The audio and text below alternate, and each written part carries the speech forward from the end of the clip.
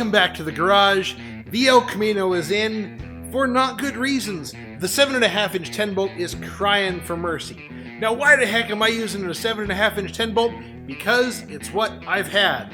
I've actually blown this one up 3 times, sheared the teeth off the ring and pinion twice, destroyed the carrier for the third time. Yeah, this 7.5 inch 10 bolt has made its last pass, and it's very obvious that it's not up to handling sticky tracks, big slicks, and quick 60 foots that this car is capable of. So, let me show you the piece that's going to replace it. That right there is a 12 bolt. It's got 35 spline axles, full spool, 410 gears, which is exactly what's in the El Camino already. It's got brakes. It's got the upper control arm relocation anti-hop style bars, which I have been using under the El Camino. I know how to tune those and make them work for this car. It's complete drums, big old wheel studs. I've even got shocks, double adjustable shocks, a new set of slicks to go with it, because believe it or not, the ones that have been on the car have been there since 2018. They're a little bit wore out now. So those are going to go on. They're a 29 by 10 compared to a 29 by 11, but they'll work just fine considering. So let's start getting some things pulled apart. First and foremost, I got to get it up in the air and do some measuring on the control arm angles, so that way I can make sure that I set this rear end up practically identical to what's there, because what's there really works on the track. So the car is in the air, and I think I just spent the better part of an hour rolling around under the car. Yes, I'm that sweaty. It is what it is. I've spent about an hour rolling around under the car, measuring things, so that way I can get the new rear end set up pretty much as close as possible to the old one, so that way my geometry is correct, it hits the tires the same. Let me show you what I'm looking at. So I've been measuring everything. I measured the angle of the frame, the angle of the control arm, the distance from the lower control arm to the upper control arm, which is a little bit better seen over here. But, you know, I'm just measuring everything so that way I can get it back to where I need it to go. Now, since I have the numbers, I'm going to plug it into the baseline suspension calculator and figure out how much anti-squat I have. I know that the tail of the car goes up, so it's planting the rear tires down. So I know that I have more than 100% anti-squat. So I'm going to figure out what that is. I had it figured out once, and the instant center was somewhere under the driver's seat, basically. Right under the center of mass, which is an ideal point for an efficiency standpoint. So from this point, it's just a matter of taking things apart. I'm going to grab the impact, some wrenches, and start zipping this thing off. And just like that, the 7.5 inch 10 bolt is out. I realize I didn't film it or time lapse it, but it's just a handful of bolts and it comes out and hits the floor. Make sure you undo your emergency brake cables first. I didn't do that, but I'm not going to need those where I'm going, so I just, cut them. So anyways, as you can see, the 7.5 inch 10 bolt at the back, that greasy thing, the upper control arm mounts, very similar build, but you can see the extremely much beefier 12 bolt, which actually measures 8 7/8 on the ring and pinion. Much bigger, much beefier piece through the center section. This is going to be a very welcome addition to the back of this car to keep it working right and not break stuff. And with that, I'm going to go inside. I'm tired. It's like 9:30. I know I could keep going, but I'm going to call it good here so that way I don't hurt myself. Plus, I still have to work in the morning, so we're going to call it good here. Check back with you tomorrow. So let's talk about some of the nuances to fit an A-body 12 bolt in a G-body. Well, if you're going to do it, you typically need an arm like this. You see how it's off-center and a little slightly angled? That's because the upper ears for the upper control arms are actually a little bit further apart, and you have to, bring it inboard a little bit. Now, this has an interesting feature. I had the Dick Miller Racing style anti-hop bars on top of that 7.5 inch 10 bolt. Well, some quick measurements tell me that the upper control arms will mount to the inside of these here, as opposed to the outside of the other. So I basically get this offset here, and I have a spherical rod end on one side, so it's able to tolerate that little bit of misalignment, which is fantastic, because the upper control arms that were used previously in a G-body are a single, straight up, with a spherical rod end on one side, and there's witness marks on the inside telling me that what I'm about to do is going to work. Now, the lower control arms, there may be some issues there with a little bit of a different angle, and that's something you're going to have to work on a little bit and massage into place. Or these have been cut and different ones have been put on with more holes to give me more adjustability on the lower control arm. Once this goes in, I'm going to set the lower bar basically parallel with the ground in the frame, so that way my instant center is along the frame rail where I really truly want it to be.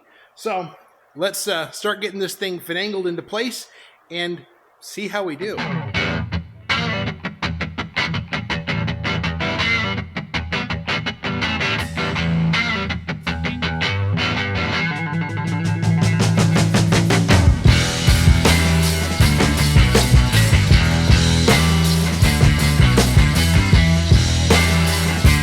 Few days later and parts have come in.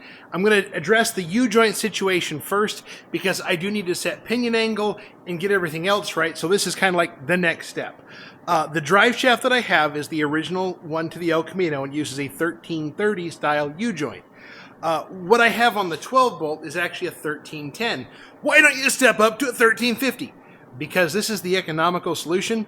This was $35. A new pinion yoke is well over $100. A new drive shaft is, I don't know, I haven't priced it out, plus it takes time. So the 1310 to 1330 style U-joint is the one I'm using, and the UJ from Napa, UJ372, this has the clips on the inside for the original G-body drive shaft and has all the right dimensions to meet both criteria. So I'm just going to start here, going to get that U-joint pressed out and get it back in the car.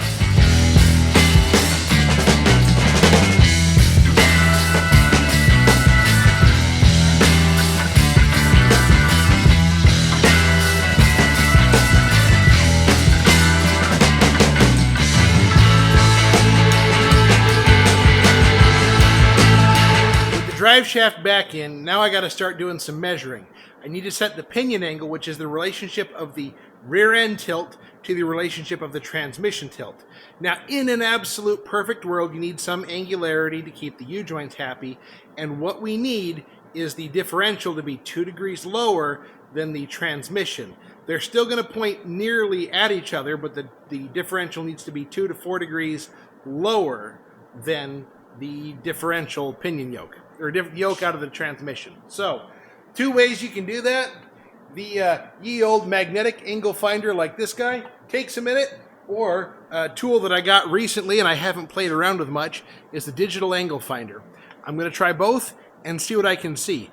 Hopefully this doesn't take that much adjusting to get right. So what I found is that my transmission is down at this angle about 1.5 degrees, and my differential is too far below that by about 3 degrees, so I need to pull the pinion up a couple of degrees to make them match. Under acceleration, the pinion's going to come up, so ideally we want to maintain that 2 degrees to keep the U-joints happy. So I'm going to do some tweaking and see how this does. So here's the 12 bolt in the car with everything at least hooked up to it. So let's talk about setting the geometry first. And one of the things I really want to mention is that when you have a 12 bolt in a G-body, these ears, the upper control arm mounts, don't necessarily line up. They're offset. Because of these anti-hot bars, these upper ear relocation brackets, it basically scooches everything over and kind of makes it work. It's not perfect. It's close. I mean, it's good enough to get by. I will be improving on this later. The real problem I had was the ear on the passenger side. It was just a little bit further off than I wanted, but I've made it work well enough for now. So when I set the rear end up, I use the passenger upper ear to set the pinion angle. Tip the nose down, tip the nose up kind of thing. I got it set, and it's happy at about 3.5-ish degrees pinion down in relation to the transmission yoke. I also got the driver's side hooked up at that point, and then added a half a turn of preload. That helps drive the car straighter. The other thing that I did is with the anti-roll bar, This is a big BMR piece, and it fits the axle tubes. Oop, that one's not tight. I'll fix that here in a few minutes. The anti-roll bar also has about a turn of preload on it, so that way it helps the car launch straight there too. Overall, this is really going to be quite nice. Now that I've got it articulating smoothly. The El Camino is back on the ground. I had my 11-year-old son give me a hand getting the brakes bled, the up, down, crack the bleeder routine. Yeah, that's taken care of.